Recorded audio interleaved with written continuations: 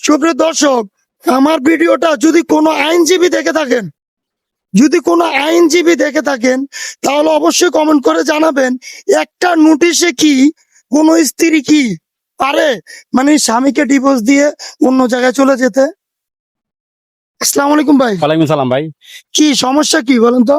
আপনি মূলত আমার খবর দিছিলেন। হ্যাঁ অবশ্যই খবর, আমি আপনাকে খবর দিয়েছিলাম কিছু বলার জন্য। মূলত কি পারিবারিক সমস্যা তো অনেকেই দেখি, কি সমস্যা এই সাইডে আসেন। আমার ওয়াইফ পরকীয়া করে চলে গেছে। ওয়াইফ পরকীয়া করে চলে গেছে? পরকীয়া করে চলে গেছে? হ্যাঁ হ্যাঁ, মানে কি? অবৈধ সম্পর্ক করে চলে গেছে এক লোকের সাথে। কতদিন ধরে?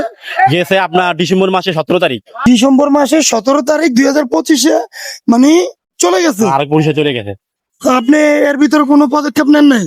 পুলিশ মামলা পদক্ষেপ নিতে গেছিলাম, আমার তারা অনেক মারধর করছে। কোথায় গেছিলেন? থানার ওদিকে গেছিলাম, টাকার জন্য পারিনি। এর ভিতরে এদের কিছু লোকজন ছিল, এদের আমার মারধর দিছে, আমার মারধর খাওয়াইছে, বন্ধু বান্ধব দিয়ে মারছে, ওর বন্ধু বান্ধব মারছে, আমার শালা মারছে, আমার শ্বশুর আমাকে হাত তুলছে। কেন? এগুলো আমি মানে ওদের জন্য মামলা করতে গেছিলাম এই জন্য।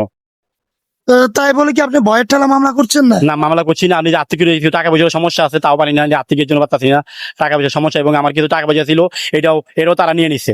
আপনি কি ডিভোর্স দিয়েছিলেন? না, আমি দিই নাই, উনি আমার দিছে। উনি আপনাকে দিয়েছে, আপনি কি সাইন করছেন? না, সাইন করি নাই। একটা নোটিশ দিছে, একটা নোটিশ দিয়ে 17 তারিখ নোটিশ দিছে, আর 18 তারিখ ওই লোকের বিয়ে করছে। না, এটা তো ঠিক না। মানে একটা নোটিশ দিয়েই তো বিয়ে করতে পারে না। একটা নোটিশ দিয়ে উনি বিয়ে করছে। সুপ্রিয় দর্শক, আমার ভিডিওটা যদি কোনো আইনজীবী দেখে থাকেন তাহলে অবশ্যই কমেন্ট করে জানাবেন, একটা নোটিশে কি কোনো স্ত্রী কি পারে মানে স্বামীকে ডিভোর্স দিয়ে অন্য জায়গায় চলে যেতে?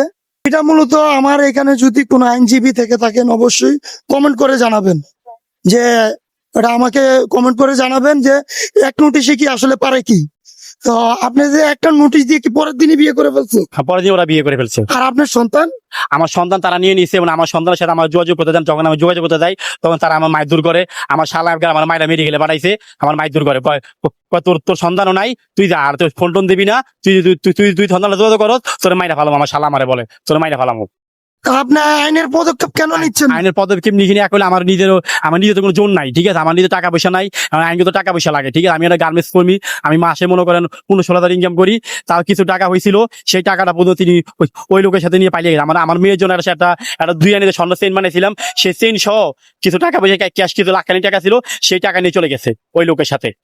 সুপ্রিয় দর্শক, দেখতে পাচ্ছেন মূলত ওনার অত টাকা পয়সা নাই, কিন্তু তারপরও মূলত যাই টাকা জমা করছে মেয়ের জন্য, ওই টাকা, মেয়ের সোনা সবকিছু নিয়ে স্ত্রী অন্য ছেলেকে নিয়ে পালিয়ে গেছে।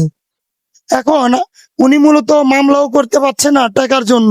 যদি এই ভিডিওটা যদি কোনো পুলিশ প্রশাসন যদি দেখে থাকেন, যদি ওনার যদি সহযোগিতা করতে পারেন তাহলে অবশ্যই ওনার একটু সহযোগিতা করবেন। আর আমি ওনার নাম্বারটা দিয়ে দিচ্ছি, ওনার এই নাম্বারে মূলত যোগাযোগ করলে হয়তোবা ওনাকে সহযোগিতা করতে পারবে। তো আপনার নাম্বারটা বলবেন তো? 01623765325। এই নাম্বারটা কি আপনার? হ্যাঁ আমার। একান্ত আপনার? হ্যাঁ।